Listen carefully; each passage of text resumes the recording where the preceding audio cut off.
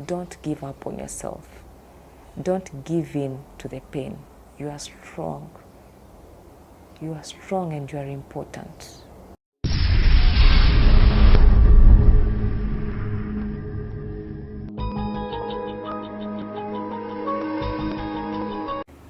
Hello everyone and welcome to Merciful Love. My name is Mercy. So today I'm going to talk about a very sensitive topic, and this is just a trigger warning in case you are triggered by matters suicide. You can just pause the video at this point and you can check the other videos that we have. Okay? So thank you. So I understand how sensitive this topic is, but this is something I need to talk about because it is something that I've really struggled with, but somehow I was able to overcome, or I hope I've overcome, because it's a weird thing that keeps creeping up on people.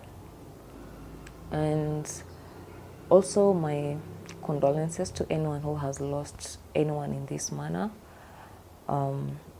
It was not your fault. It's not anyone's fault. It is just the brain of the person. No one is to blame for anything.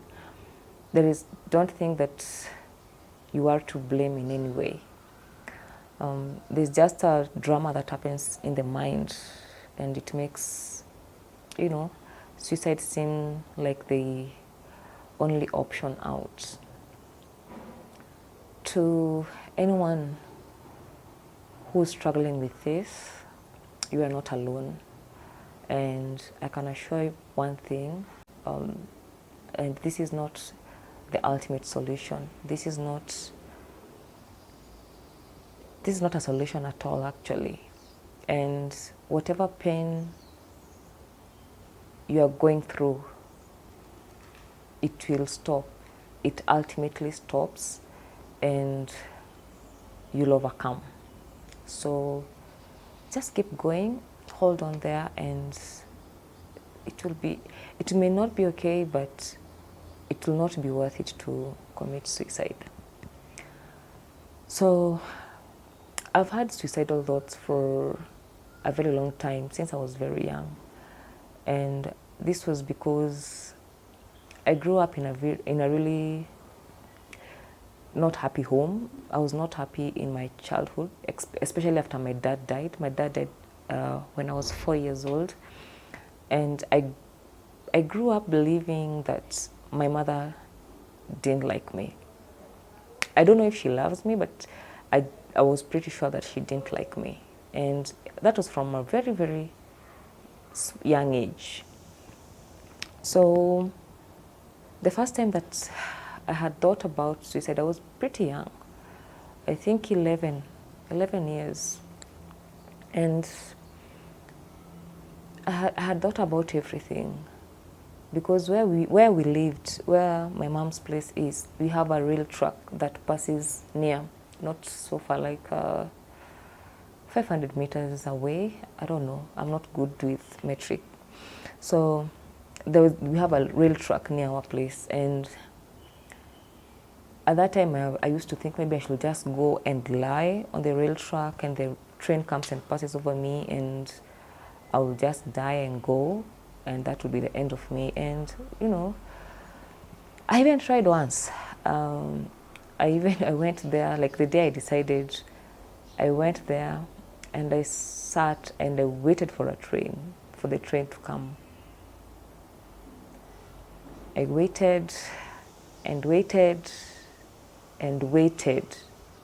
And I used to know they used to pass at a certain time, 6:30, 6:45, the train will pass, or 7 latest, it will pass. But that day I waited and waited and waited, and the train didn't come. And I remember afterwards, after that day, and I remember like it was so late when I left that place, and I was scared because it was there were thugs in that area. Thugs used to hang out near the rail tracks and wait for people who were coming home. So when it got too dark, I got scared and I went home. So yeah, and funny enough, a few days later, I heard someone was, I don't know if they committed suicide or something happened, and they were found on the rail tracks, and the train had passed over them, and people were collecting, like they couldn't even tell who it was, and his remains were just put in a polythene bag. You know, we had those green polythene bags in Kenya that time, and people were, his remains like were meat pieces, and they were put, like he was able to fit in a polythene bag. Yeah, and that scared me. That scared me. You know, I was still also very young, and I decided that's not how I'm going to go out. So I considered taking a pesticide. That then there was the infamous rotten rat, but I had heard of another person who had taken, and they were given milk, and I think a concoction of very strong sugar, and they vomited, and then they didn't die. So for me, I did not want to gamble. I wanted something that was going to happen. I didn't want to try, because if I tried and I failed and I came back, they were going to kill me now in a terrible, terrible way. I was so scared of my mom. So I wanted something that was a sure bet that I'm going to go. And then at that same time, there came a new pesticide that was used for bed bugs. It was really strong, and people were really praising the pesticides on how it was so strong, even in killing. Like the moment if you sprayed it in your house, all the other insects will disappear. Even mosquitoes could not get into your house. And I thought, now this is what I'm going to get. But it was expensive. I think it was around 70 shillings or 80 shillings. And since I was a kid, so I didn't have money. I never even used to have money. So the solution was to try and save. So the only way I could save the money was, refuse to pay my transport. So we used to live in free area, and I used to go to school in freehold. So the distance required you to use 2 vehicles, but my mom used to only to give us transport for 1 vehicle, from free area to town, and then you walk the rest of the distance. And this transport was 5 shillings. So I used to try and trick the conductors to not charge me. Sometimes I would say I've not been given. Sometimes I would say I lost it. Sometimes I would pretend that I'm with a certain woman or man, and if they allowed actually me to sit on their lap, then I'll pretend that I'm with them, and then nobody will ask me for money. But it was not easy saving for this thing, because I had other expenses. For example, I used to buy my own stationery for school, like pencils, pen, books. Reason being, my mom was scary. We never even used to talk to her. She was scary. We used to run away from her. She was so scary, and I couldn't ask her for anything at all. So buying a pencil, we had like 2 types of pencils. We had the ones that were white with some decorations and a rubber at the end. That used to go for 3 shillings. And then we had another one called HB for the rich kids. HB used to go, I think, for 10 shillings. It had the red and black stripes. That was for the rich people. It didn't even have an eraser. But for the white one, had an eraser, and it had like some decorations on top, and that was like 3 bob. So if I refused to pay transport and I had 5 shillings, at least I would get a pencil for 3 shillings. And I remember sometimes I didn't even have that money, and I would only use the lead that is in between the pencil, because the pencils are not of good quality. So sometimes they would split in the middle, especially if it fell in water, or sometimes we chewed on it. Sometimes we'll just come split in half, and then we'll just have to pick the lead and write using the lead only. And you know, it's very thin. Yeah, so those are my struggles, and I used now to use only the lead, or you know, you try and collect, you know, the small pencils that were this size and try and write with it, and life will go on. Exercise books. I used to buy my exercise books because the days that I was lucky to bring lunch from home, I would put the plastic lunch box in my bag with the books. Yes, I would try to put a polythene on top, but somehow the soup would leak. Especially it was kale soup, you know, ugali skuma. So the kale soup would leak, and then it would go on the books, and then the books will tear, and then the teacher would be angry, and I would be beaten, and they would not give me new books, so I had to buy my own books. And since I could only get 5 shillings at a go, I would buy the 32-page books. I don't know if they're still there. So we had like exercise books for 32 pages, 48, 96, 120, and then 200 pages. So the 32 pages book used to go for 4 shillings. So sometimes when I refused to pay for my transport, I would buy now the 32 pages book and survive. And you know that when the books were full, we will take to the teacher, and then she will tear it, and then you will be given a new one. But for me, they will not give me, because my books were 32 pages, and then they were changing books from, I think, 96 pages, 64. Yeah, there was even 64. So depending on the class that you are, they will give you the books. So for me, that was not an option for me, because now my books are 32 pages, and most of the time they had soup, they were torn. It was a real struggle. It was a real struggle. So even raising the money now to buy this diazonal drug, this pesticide that I wanted now to take, it took a while, because every single time there was something. Sometimes I didn't even have socks, and you know, there was this, they had started now selling these nylon socks. They were white, but they used to go for 20 bob. So sometimes I would just have to save for a long time for me to at least get these socks. And these socks were really nice, because they were made of, they were not cotton, they were nylon, I think. We used to call them nylon socks, so that you could wash them in the morning and then dry them like this, and you are ready to go. You wear them and you're ready to go to school. The only thing will happen is like the rubber around where they're supposed to hold on to your calf would be loose like within 2 days, because of that, I think, shaking or whatever. But you know, as long as I have socks, the teacher was not meant to beat me. Like, you know, we were just making do. I was just literally making do. So it was really tough. It was really tough growing up. So we went on, and sometimes I didn't have lunch. So the 5 shillings that I had saved, that I had refused maybe to pay the conductor, I will be forced to eat mangoes during lunch break, because I don't have food. So it was either that, or I borrow now my classmates, because there were some kids who are rich and they didn't care for food, so maybe they'll just give me their food. But you cannot be borrowing every day. So sometimes when I have these 5 shillings, I will go buy, there used to be mangoes, and there was another thing we used to call slippers. It was something made of wheat and a sugary stuff. I don't remember what it was, but we used to call them slippers, or palm leaves.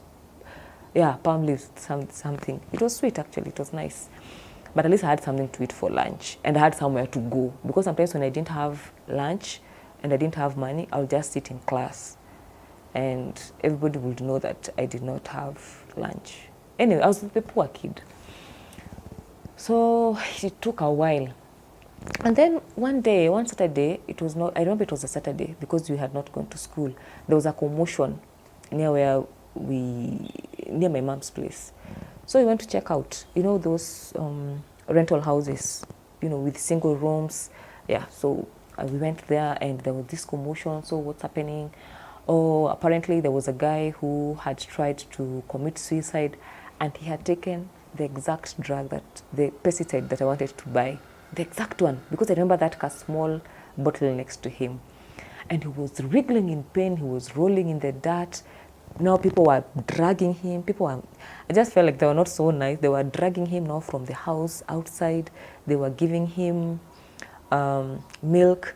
And then because he was in so much pain, he was holding his teeth together, and then they were forcing his mouth open, squeezing his teeth and pouring the milk. Hey, and he was in pain. He was holding his stomach. And then there were people saying, no, if you wanted to die, leave him, let him die, don't bother about him. Others are still trying to help him.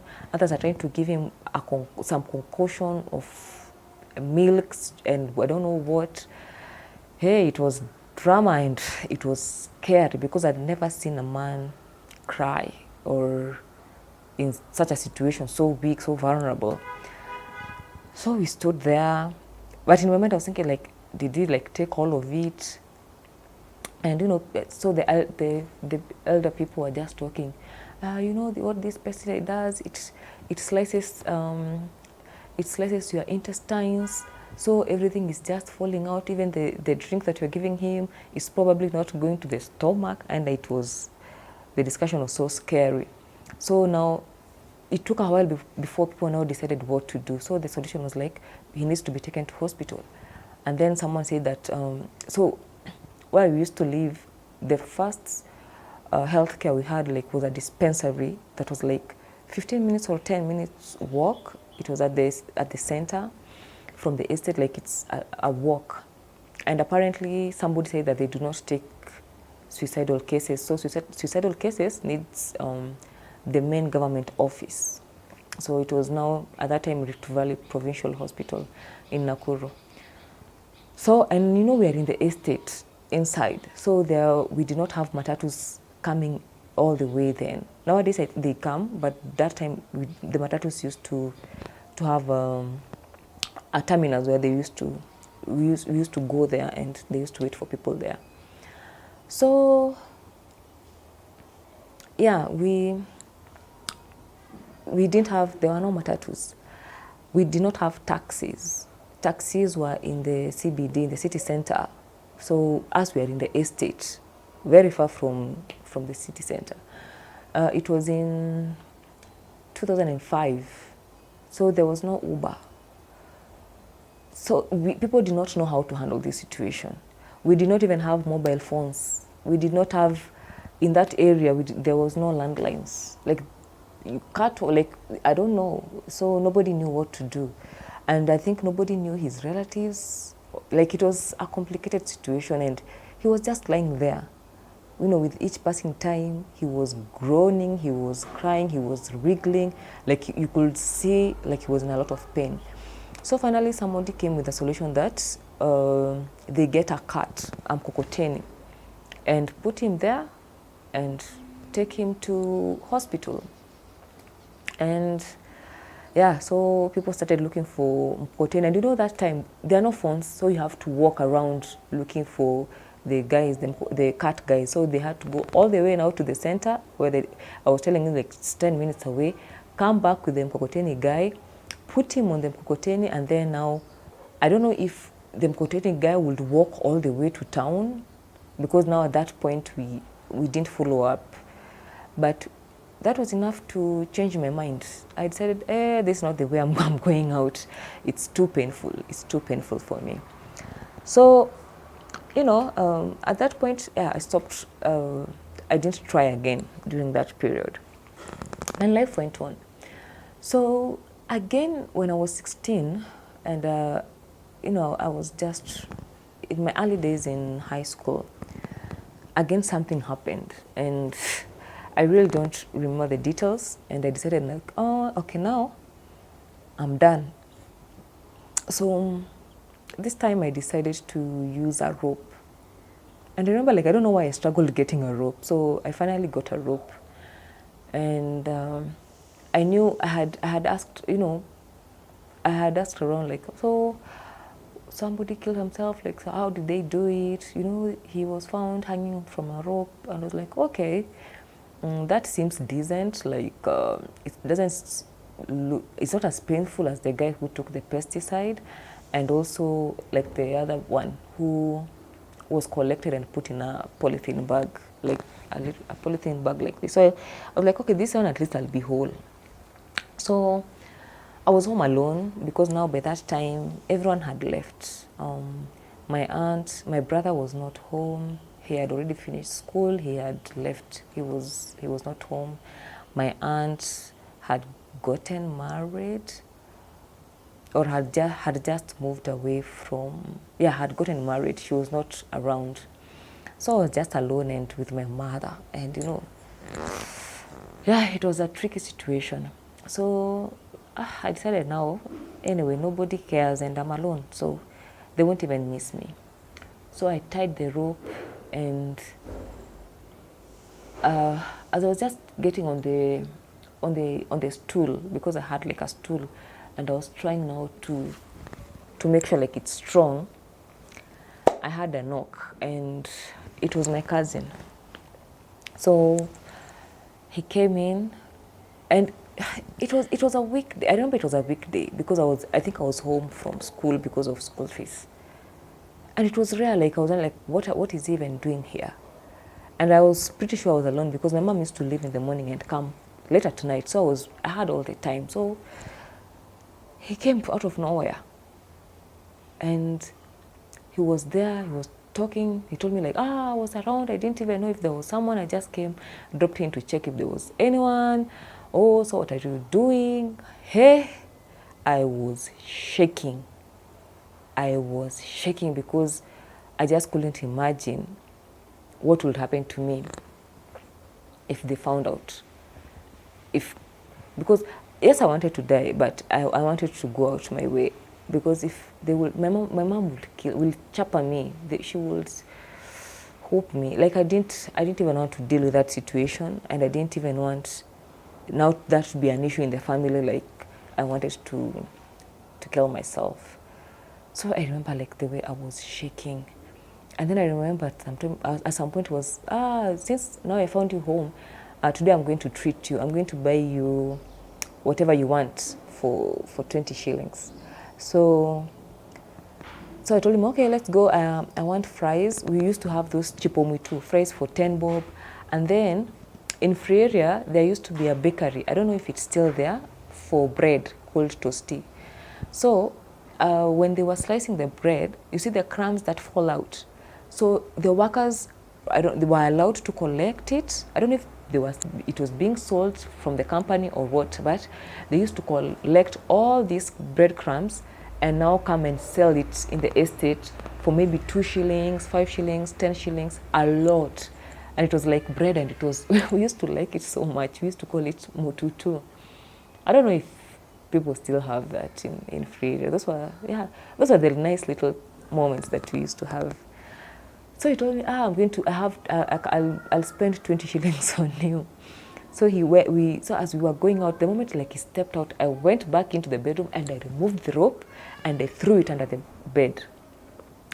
So this mututu, these breadcrumbs, we used to mix with water and a little sugar and eat it like that.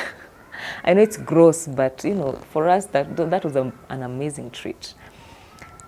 So we went out.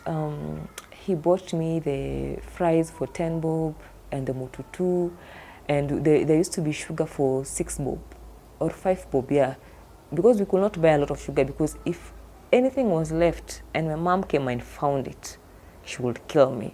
I would explain where it came from. And she did not care. Like, she had a way of just finding a reason to beat you up. So that day he came and he was in a good mood, and I had the fries, and I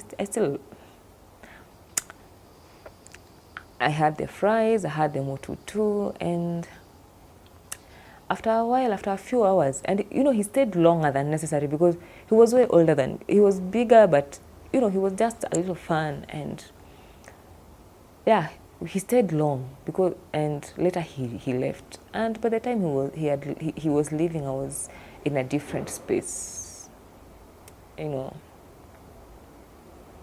Yeah, so yeah, that was it. It changed. He saved my life that day. He saved my life.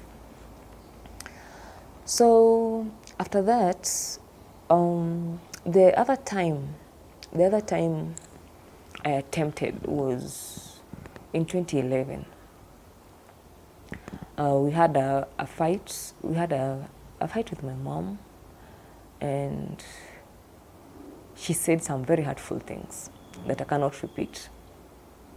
She said some very hurtful things, and at that point, I was done. I was really, really done. And it was at night. So, you know, she was always drinking. So she said whatever she said, and then she went off to the local pub.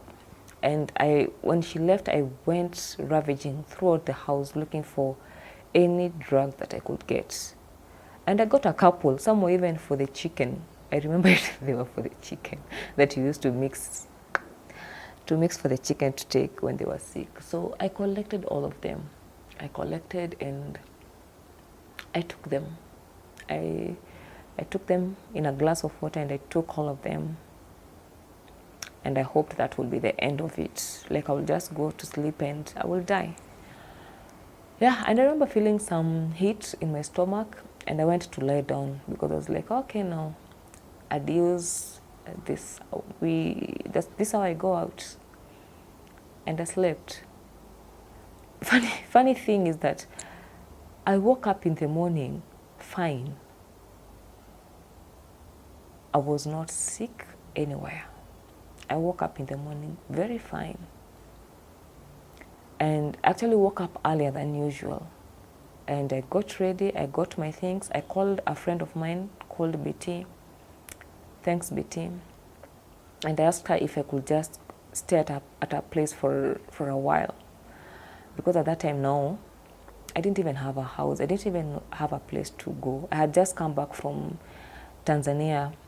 You know, I had gone to Tanzania for exile, and then there was something that happened home and I had to come back, sort it out. So Betty agreed. She had gotten married, but her husband was living in a different town. So most of the time she was alone. So she was like, yeah, you just come and crash. So I went, I passed by her place of work. I took the keys and I went to her house. I got to her house at around 11 a.m. and I slept. I got this heavy sleep. I slept the whole day. I only woke up when she came back and I opened the door for her and I couldn't even eat. I couldn't even talk. I was so sleepy. I just opened the door for her and I told her, like, I'm so sleepy, I'm going back to sleep. So I went back, I slept the whole night. She woke me up in the morning as she was going to work for me to lock the door. I locked the door and then I continued sleeping. I think I sobered up this following day at around 5 in the evening. That's when I woke up and took a shower and started preparing something to eat. I totally healed from this attempt from suicide just a few years ago. Like when I started now my spiritual journey in Buddhism and in Hinduism, because they have an explanation for anything and why you should not do anything. So in the Catholic Church, we knew it was a mortal sin. Like that is one of the unforgivable sins that you could do, but I did not know why. Because now I came to learn in my spiritual growth that when you are given this human body, this body, it is actually a gift to help you cultivate a relationship with God. That is why you have this body. It is not just to have fun, to party, or to whatever. Like, whatever you do with this body should be to help you create a relationship with God. And that's why, like, we have all these resources around. That's why you have the brain, so that you can be able to read and understand the word. You can be able to listen to the preachings, to the teachings, and understand what you need to do to build this relationship.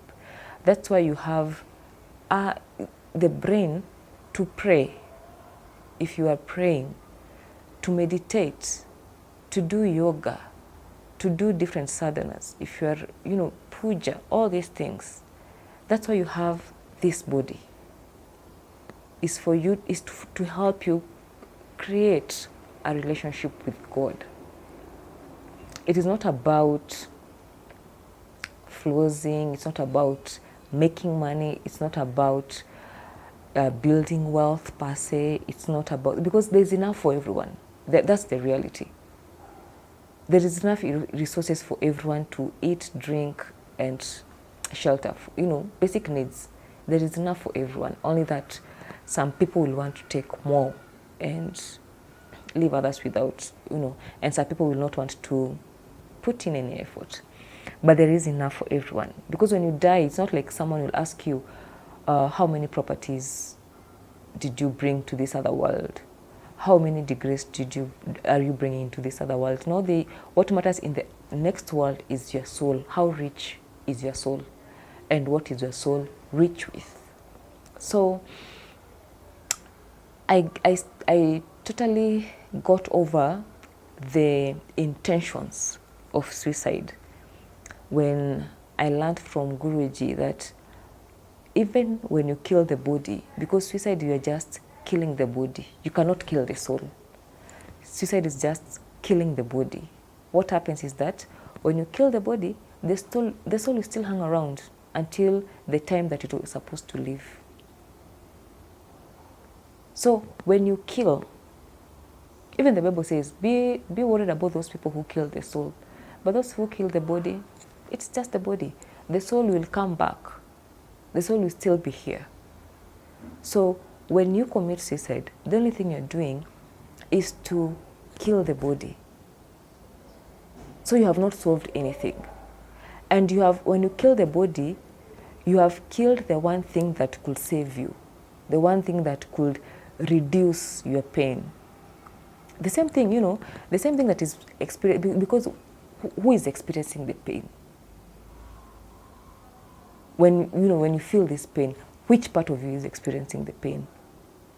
It is either the mind or the heart, but the soul is still intact. You cannot attack the soul per se. It's very different to attack the soul. But some of this pain is because of maybe your ego has been bruised. Most of the time, actually, let's just say that. So when you try to solve the current pain with this permanent decision, like death is the only way out of here, you'll only kill the body, but the soul will still hang around.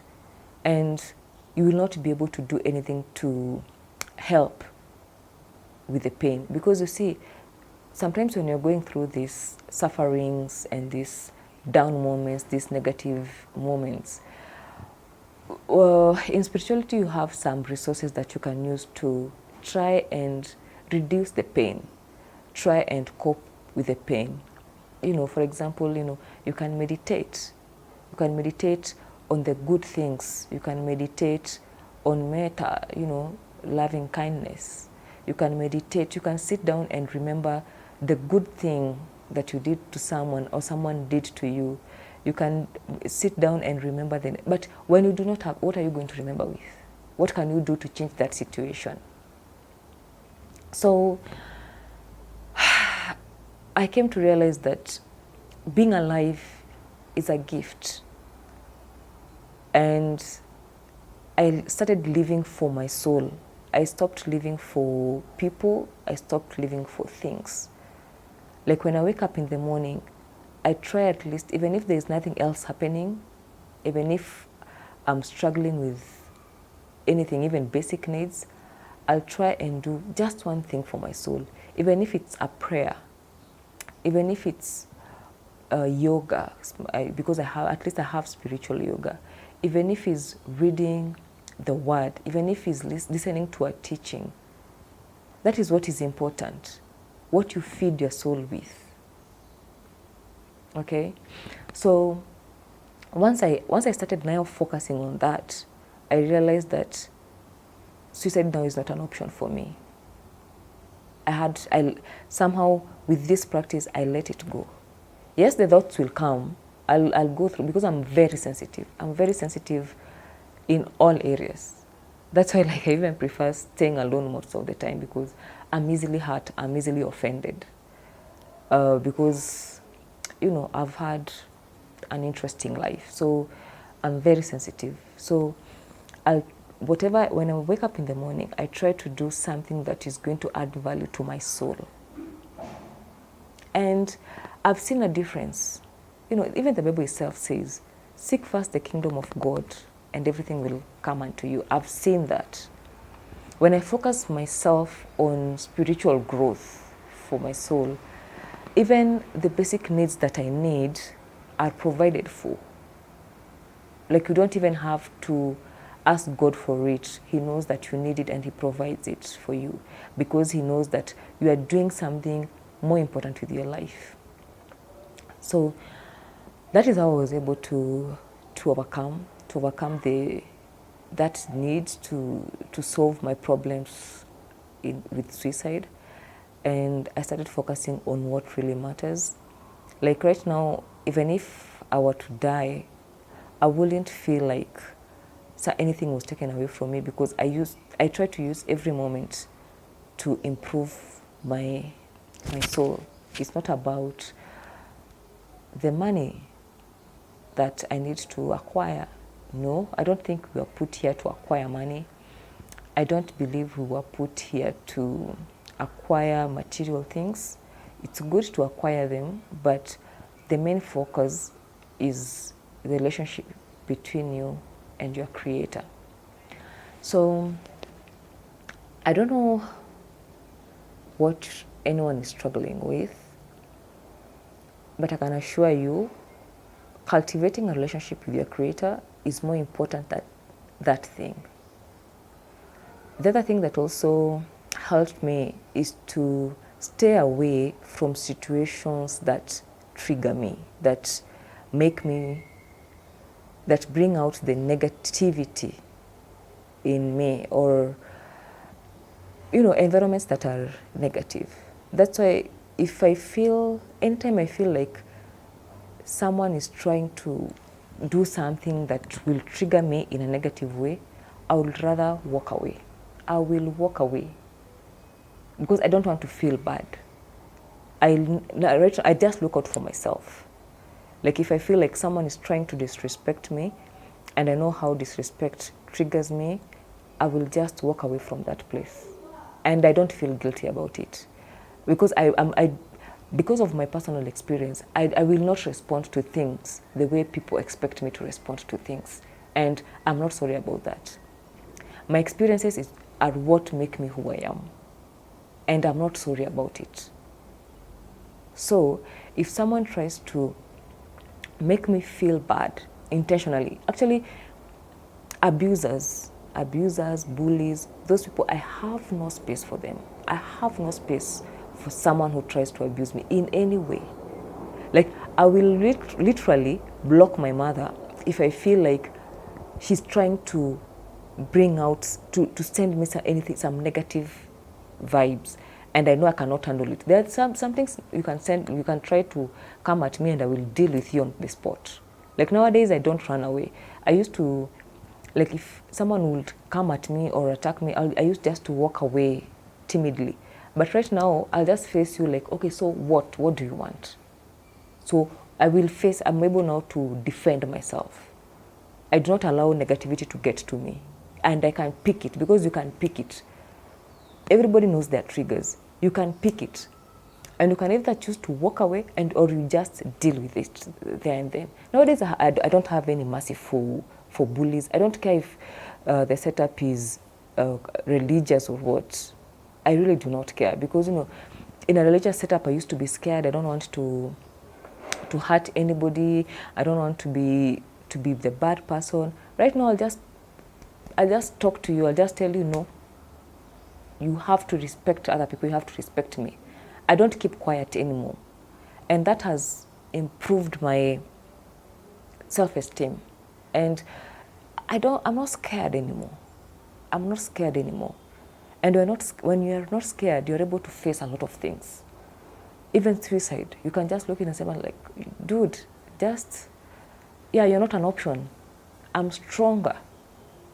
Because sometimes these doors come to you in your most vulnerable space. So you have to say, no, I'm stronger. I'm stronger than you think. And you'll see yourself overcome. Like right now, when I was thinking about this suicide issue, I can't really remember the details of what made me want to kill myself when I was 11 or when I was 16. I really don't remember the details. But I know at that time I felt like that was the end of the world. But right now I don't remember. And right now, I'm not in those situations. I'm not in my mother's house. I'm not being abused. I'm not struggling with pencils. I'm not struggling with books. I'm not struggling with love. Because you know what happens?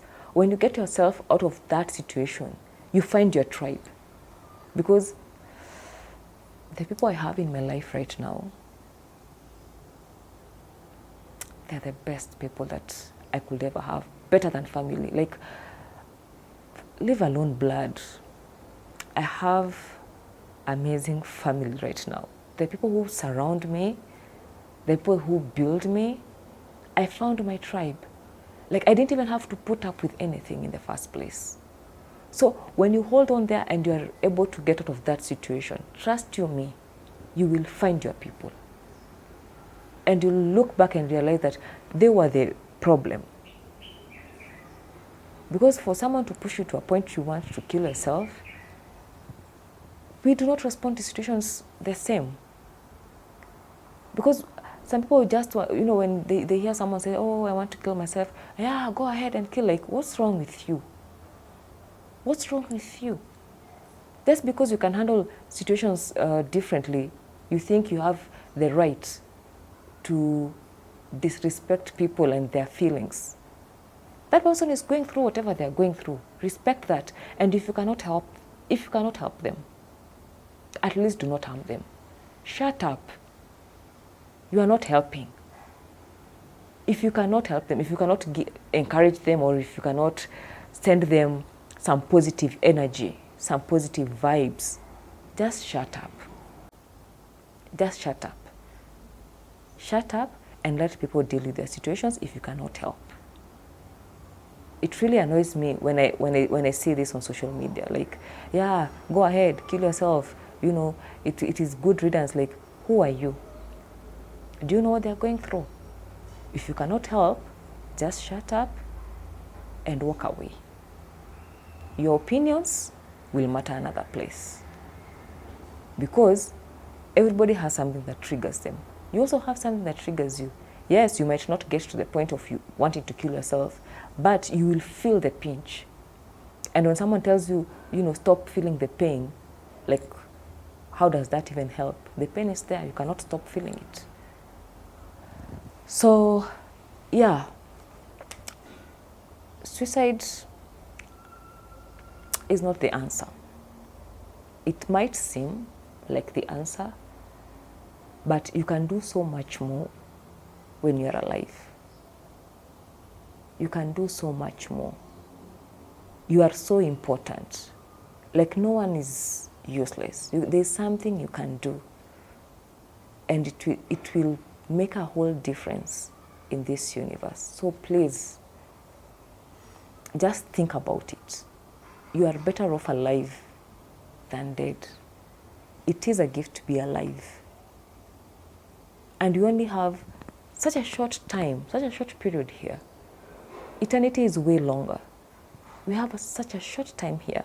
We just need to make the ultimate use of it. Yeah, so this one has gone on for longer than I expected, but it's life. It's our experiences. We heal together. We hold each other's hands. We love. We try and be more loving, be more kind, be more compassionate. We are here for each other. We hold each other up. and let's just hope we finish this race together. We need to finish this race together. So I hope we look back at this video in a few years and also use it as an accountability for also myself, that I promise not to commit suicide. You know, you can also say that to yourself, you know, and we can look at this in the years and hope that, yeah, we finished the race. We finished the race. Okay? At least don't fail yourself. Other people may fail you, but suicide, you are failing yourself. You are giving in. Please don't. Don't give up on yourself. Don't give in to the pain. You are strong. You are strong and you are important. You are very important. The world will miss something if you were not here. You will leave a big gap. And by the time you are coming back, things will have been so much gone. You'll have done so much more. So please just think about it. Okay? You are way better alive than dead. Trust you me. I will leave an email, and if you need to share something, and we can talk, and hopefully we just hold each other's hands. Let's be each other's keeper. We really need to finish this race together. We really need to. It's important. You are important. So, yeah, that's, let's pause there. We probably will have this conversation with professionals, and hopefully it's going to just add some value to someone out there. So thank you and have a nice time. And if you think this video will help someone, don't forget to share. Yeah, subscribe, and yeah, see you soon. See you in the next episode.